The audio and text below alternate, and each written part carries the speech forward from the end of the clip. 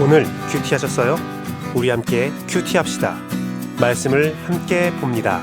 큐티한 남자. 요한계시록 1장 1절에서 8절 말씀 같이 보도록 하겠습니다. 이것은 예수 그리스도의 계시입니다. 이 계시는 곧 일어나야 할 일들을 그 종들에게 보이시려고 하나님께서 그리스도에게 주신 것입니다. 그런데 그리스도께서는 자기의 천사를 보내셔서 자기의 종 요한에게 이것을 알려주셨습니다. 요한은 하나님의 말씀과 예수 그리스도의 증언, 곧 자기가 본 것을 다 증언하였습니다. 이 예언의 말씀을 읽는 사람과 듣는 사람들과 그 안에 기록되어 있는 것을 지키는 사람들에는 복이 있습니다. 그때가 가까이 왔기 때문입니다. 나 요한은 아시아에 있는 7 교회에 이 편지를 씁니다. 지금도 계시고 전에도 계시고 또 앞으로 오실 분과 그의 보좌 앞에 있는 7 영과 또 신실한 증인이시요 죽은 사람들의 첫 열매이시요 땅 위의 왕들의 지배자이신 예수 그리스도께서 내려주시는 은혜와 평화가 여러분에게 있기를 빕니다. 예수 그리스도께서는 우리를 사랑하시며 자기의 피로 우리의 죄에서 우리를 해방하여 주셨고 우리로 하여금 나라가 되게 하시어 자기 아버지 하나님을 섬기는 제사장으로 삼아 주셨습니다. 그에게 영광과 권세가 영원 무궁하도록 있기를 빕니다. 아멘. 보아라, 그가 구름 타고 오신다. 눈이 있는 사람은 다 그를 볼 것이요 그를 찌른 사람들도 볼 것이다. 땅 위의 모든 족속이 그분 때문에 가슴을 칠 것이다. 꼭 그렇게 될 것입니다. 아멘. 지금도 계시고 전에도 계셨고 앞으로 오실 전능하신 주 하나님께서 나는 알파요 오메가다 하고 말씀하십니다. 아멘. 오늘부터 우리는 요한계시록을 새벽 말씀 그리고 주일 일부 말씀에서 만나게 되었습니다. 요한계시록은 반모섬에서 사도 요한이 그 유배를 받을 때에 받았던 예수 그리스도의 말씀입니다.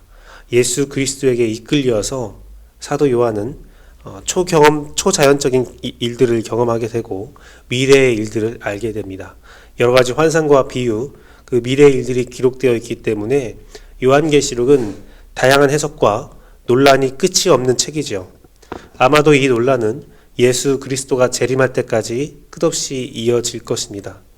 각종 이단들은 요한계시록을 왜곡하여서 사람을 미혹하는 데 사용했습니다. 지금도 활발히 사용하고 있죠. 특히 신천지들의 성경 왜곡은 정말 유명한데요. 요한계시록 바로 알기라고 하면서 우리를 미혹하고 유혹하는 신천지의 활동은 우리가 익히 잘 알고 있습니다. 요한계시록은 아무도 정확하게 해석할 수는 없어요.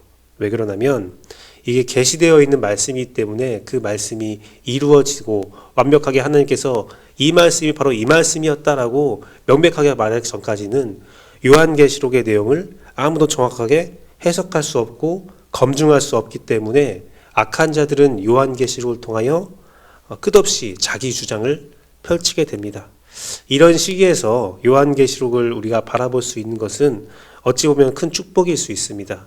그래서 새벽 말씀을 통해서 또 주일 일부 말씀을 통해서 요한계시록이 바르게 해석되고 여러분들에게 이해되어지기를 간절히 기도하고 조심스러운 마음으로 강의할 수 있도록 하겠습니다. 요한계시록에는 그 개인이 바르게 해석한다는 것은 매우 어려운 일이죠. 그래서 제가 여러분들에게 요한계시록을 해석하면서 강의하면서 먼저 당부할 것은 검증된 다양한 해석을 접할 수 있으면 접하면 좋겠습니다.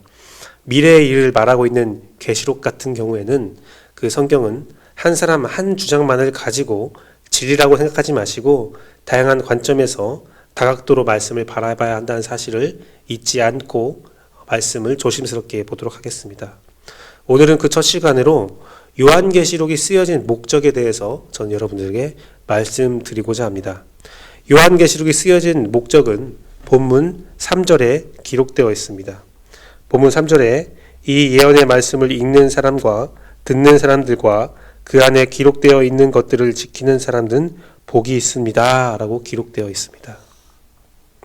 바로 예수 그리스도의 말씀을 듣고 보고 지키는 자에게 복을 주기 위해서 요한계시록은 쓰여져 있는 겁니다. 예수 그리스도는 제자들에게 마지막 명령으로 마태복음 28장 20절 말씀을 남기셨습니다. 어떤 말씀이냐면 마태복음 28장 20절은 내가 너희에게 분부한 모든 것을 가르쳐 지키게 하라. 볼지어다 내가 세상 끝날까지 너희와 항상 함께 있으리라 하시니라 라는 말씀이 기록되어 있습니다. 요한계시록 1장의 부분은 이와 같은 맥락, 내용으로 시작하고 있죠. 예수 그리스도는 이제 사도 요한에게 통해 전달되는 말씀을 읽고 듣고 지키라고 말씀하고 있습니다. 바로 가르쳐서 지키게 하라는 것이죠. 그러면 이 엄중한 세상에서 복을 받을 수 있다라고 선포되어지고 있습니다. 이에 요한은 예수 그리스도는 바로 시작이며 끝이라고 선포하고 예수 그리스도는 만왕의 왕이라고 선포하며 예수 그리스도는 우리를 구원하신 하나님이라고 선포하고 있습니다. 마치 마태복음 28장 20절에 있는 내가 세상 끝날까지 너희와 함께 하리라 라는 예수 그리스도의 고백처럼 시작과 끝을 모두 함께 하고 있다. 우리를 인도하고 주관자 되신다. 라고 하면서 요한은 예수 그리스도의 정체에 대해서 선언하고 있습니다. 이 모든 것들이 바로 우리가 예수 그리스도가 우리에게 전달하신 말씀을 잘 보고 잘 듣고 잘 지켜서 복을 얻기 바란다라는 내용을 전달하고 있는 겁니다. 히브리의 예언 문헌은 묵시록과 계시록으로 나뉘어 있습니다. 묵시록은 암울한 미래를 담은 문헌이고 절망적이고 멸망을 선포하게 됩니다. 근데 계시록은요, 밝은 미래를 담은 문헌이라고 합니다. 물론 계시록에도 멸망과 절망이 선포되고 있지만 계시록은 묵시록과 다르게 그 안에 구원이 분명하게 선포되고 있습니다. 사실 구원을 얻기 위해서는 멸망과 심판은 필수죠. 멸망과 심판이 없는 구원은 있을 수 없고 죽음이 없는 부활은 있을 수 없습니다. 멸망과 심판, 구원은 바늘과 실과 같이 매일 같이 다니는 거죠. 요한계시록은 멸망에 관한 두려운 책이지만 믿는 우리에게는 더 이상 그 모습들은 절망이 아니라 소망이라는 사실을 여러분이 오늘 기억하기를 원합니다. 계시록은 두려운 말씀입니다. 하지만 우리에게는 큰 소망을 주는 말씀이고 그거야말로 우리에게 큰 복을 주는 말씀이라는 겁니다. 사랑하는 성도 여러분, 말씀을 맺도록 하겠습니다. 오늘부터 시작되는 계시록을 기쁜 마음으로 읽기를 소망합니다. 기쁜 마음으로 묵상하기를 원합니다. 힘들고 어려운 내용이 나올 수 있습니다. 그 안에 성도들의 고통이 기록되어 있고 예견되어 있습니다.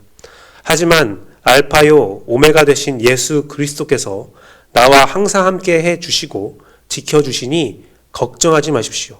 이길 수 있는 힘이 있고 견딜 수 있는 능력이 있습니다. 이 심판과 아픔은 우리에게 절망이 아니라 소망이라는 사실을 꼭 기억하기를 원합니다.